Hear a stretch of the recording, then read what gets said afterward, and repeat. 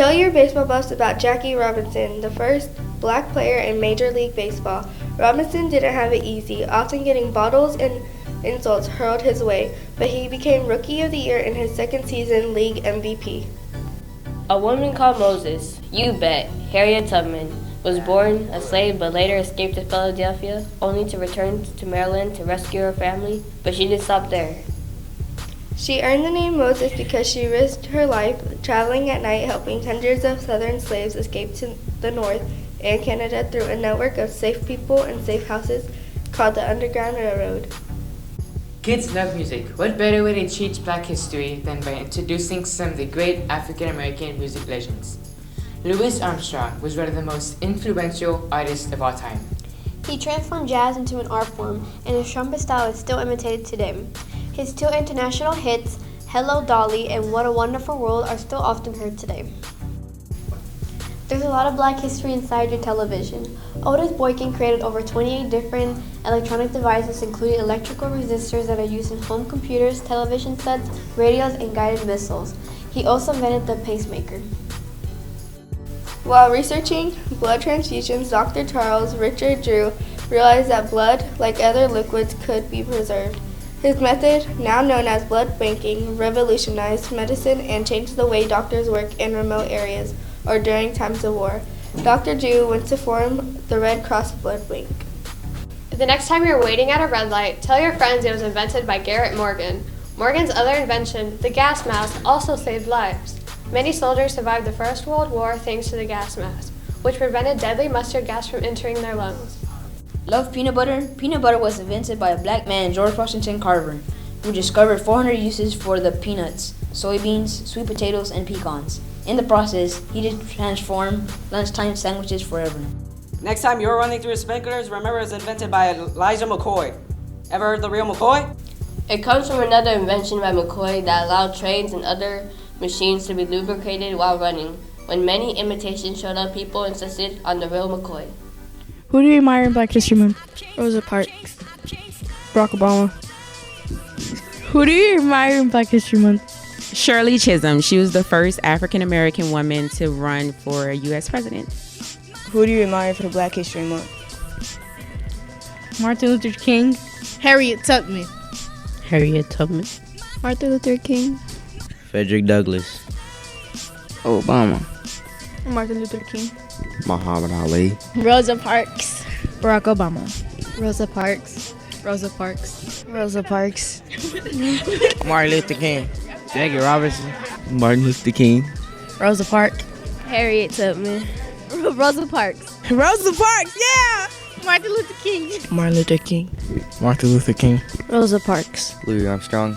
I admire Harriet Tubman, Soldier Truth, and Martin Luther King, and Rosa Parks, and like everybody else who helped us like come to this day.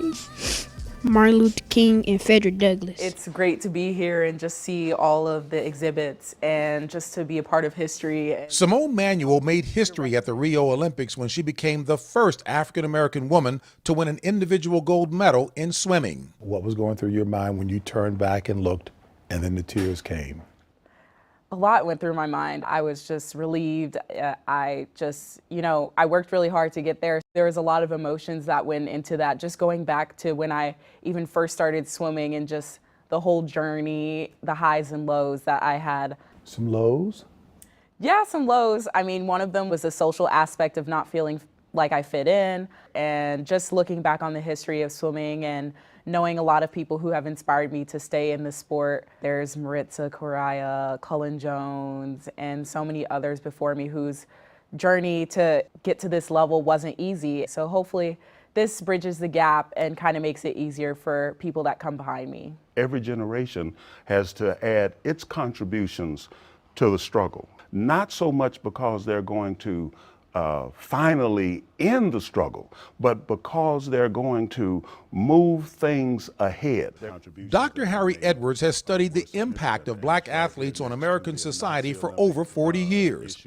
He says athletes like Manuel stand on the shoulders of trailblazers like Jim Brown, Bill Russell, Muhammad Ali, the first of her race to win the title at Wimbledon, England, Althea Gibson, and Wilma Rudolph, who were key to the larger civil rights movement. Our Gandhi was Jackie Robinson. He was aware of the role of the clergy and lay organizers in the community in preparing black people in the stands where they would hear the epithets. Just as Jackie had to be cool on the field, they had to be cool in the stands. By the time Dr. King came on the scene with the Montgomery bus boycott effort, we had already, as a people, been involved in nonviolent direct action for 10 years following our Gandhi, Jackie Robinson.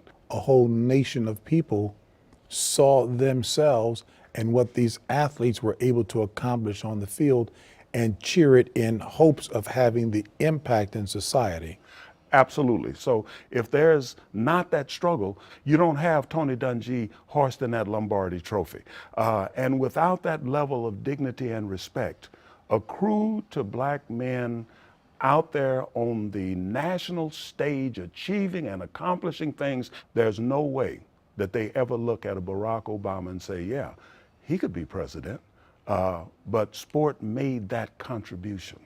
Edwards says the Olympics has been a powerful international platform for African Americans, from Jesse Owens' 4 gold medals at the 1936 Olympics in Nazi Germany to the protest by Tommy Smith and John Carlos at the 1968 Games that he helped organize and is memorialized in the museum. Still strong in you? Oh, absolutely. Absolutely. It's history. It's the most iconic sports image of the 20th century. And that history is not lost on 20-year-old Simone Manuel. And now you're in the same museum with the likes of Jesse Owens.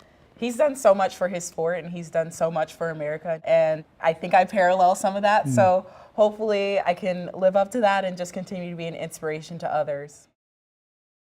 I can't stay.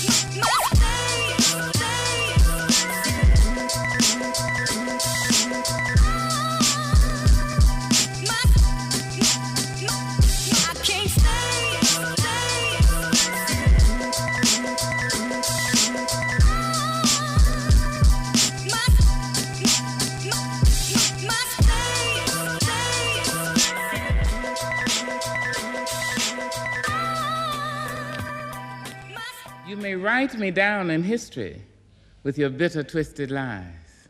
You may trod me in the very dirt, but still like dust, I'll rise. Does my sassiness upset you? Why are you beset with gloom? Just because I walk as if I have oil wells pumping in my living room. Just like moons and like suns with the certainty of tides, just like hope springing high, still I rise. Did you want to see me broken, bowed head and lowered eyes, shoulders falling down like teardrops, weakened by my soulful cries? Does my sassiness upset you? Don't take it so hard just because I laugh, as if I have gold mines digging in my own backyard. You can shoot me with your words, you can cut me with your lies, you can kill me with your hatefulness, but just like life, I rise. Does it come as a surprise that I dance as if I have diamonds at the meeting of my thighs? Out of the huts of history's shame I rise. Up from a past rooted in pain I rise. A black ocean leaping and wide, welling and swelling and bearing in the tide. Leaving behind nights of terror and fear, I rise. Into a daybreak miraculously clear, I rise. Bringing the gifts that my ancestors gave, I am the hope and the dream of the slave. And so, wow. There I go.